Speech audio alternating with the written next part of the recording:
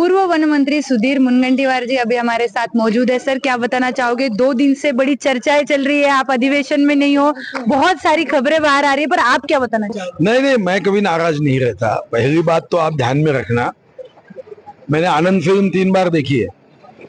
राजेश खन्ना का वो डायलॉग बड़ा सुंदर है, बाबू मोशा जिंदगी बड़ी होनी चाहिए, लंबी नहीं। मैं समझता हूँ कि पद आएंगे और जाएंगे, कोई मैं अकेला बाहर हूँ क्या? बहुत लोग बाहर है, तो मैंने सिर्फ अपना सोचना, ऐसा तो नहीं हो सकता। हाँ, बात रही कि मैं 2 दिन क्यों नहीं आया, उसका सीधा कारण मंत्री बनने के बाद बहुत कार्यकर्ता लोग मिलने आते, और मुझे इस बात का आनंद हुआ कि मेरा मंत्री पद जाने के बाद जब सैकड़ों लोग मुझे फोन कर रहे मिलने को आना है, तो 2 दिन महाराष्ट्र के दूर दराज से आए हुए कार्यकर्ताओं को मिलना, ये मैंने अपनी कर्तव्य और जिम्मेदारी समझा। तो मैं धंतोगी के पार्टी ऑफिस में बैठ के रहा, सबको मिलते रहा, सबसे वार्ता की। मेरा नाम सुधीर है तो धीर देते रहा, धीरज देते रहा। तो मैं समझता हूँ कि ये मेरी जिम्मेदारी है। पद आते हैं जाते हैं, ये तो लगा रहेगा, और इसमें नाराज होने का क्या कारण है?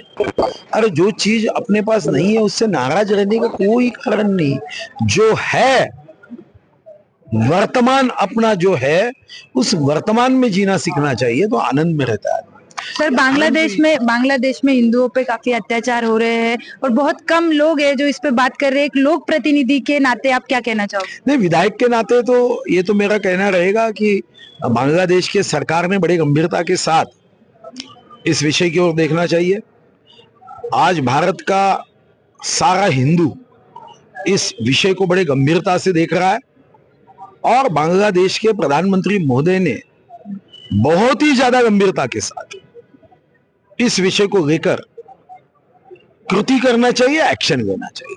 सर, छगन भुजबल जी नाराज है, ऐसी बहुत अभी खबरें आ रही है, और वो भी उनके कार्यकर्ता भी है जो अजित पवार के पोस्टर को जोड़े मारो आंदोलन भी चल रहा है, उस बारे में क्या कहना चाहोगे? नहीं, देखो, क्योंकि आपको भी तो मंत्री पद नहीं मिला है। नहीं, कार्यकर्ताओं ने मन में कभी कभी नाराजगी आती है, पर ऐसा जूते मारो आंदोलन हो गए, मुझे लगता है कि सोचना चाहिए कि अजित दादा आज राज्य के उप मुख्यमंत्री है, कोई एक क्षण में काम बिगड़ गया ऐसा बोलना उचित नहीं होता।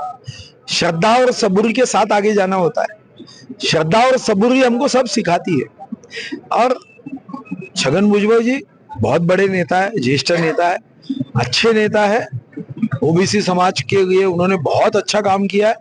तो मैं समझता हूं कि अजित दादा उनसे निश्चित रूप से बात करके उनको जो मन में नाराजगी है वो दूर करेंगे, ऐसा मेरा पूरा विश्वास है। सर, आप अटल जी के समय से पक्ष का काम कर रहे हो, अपने पक्ष को बढ़ता देखा है, बढ़ाया भी है अपने क्षेत्र में, उस बारे में क्या कहना चाहते हैं? नहीं, वो तो खुशी की बात है। मैं जब कॉलेज का स्टूडेंट था 89 में, एमफिल कर रहा था, एमफिल की एग्जाम भी होनी थी, तब मुझे पार्टी ने आग्रह किया आप खड़े हो। मैं लोकसभा में खड़ा हुआ था, कॉलेज पढ़ रहा था, लोकसभा में मैं खड़ा रहा। तब मुझे याद है कि हमारे पार्टी की मीटिंग में यह तय किया गया था कि हमको कुछ भी हो के हारना निश्चित था, 1 लाख वोटों तक जाना है। मगर बहुत सभाएं की मैंने, तो वो समय टीएन सेशन जी निवडणूक आयुक्त नहीं थे, तो कुछ सभाएं तो मुझे आज भी याद है। किन्हीं करके गांव की सभा रात को 2 बजे शुरू करके मैंने 3 बजे समाप्त की थी, और हम बैठने के लिए वहां पे खटिया लाए हुए थे रात को, तो मैं आधे घंटे के लिए खटिया पे सो गया था, दूसरे भाषण देते बैठे थे। तो मुझे लगता है कि वो समय से मैं काम करता हूँ। अटल जी भी मेरे सभा के लिए आए थे। मुझे खुशी की बात है कि 89 में जब मंच पे उन्होंने मेरा भाषण सुना, तो अटल जी ने बहुत अच्छा, तो वो बड़ा फेमस हुआ था। अटल जी ने कहा था कि ये बहुत आगे बढ़ेगा, और मैं प्रदेश अध्यक्ष बनने के बाद मैं अटल जी के आशीर्वाद लेने को गया था, जब 2 अप्रैल 2010 को मैं प्रदेश अध्यक्ष बना।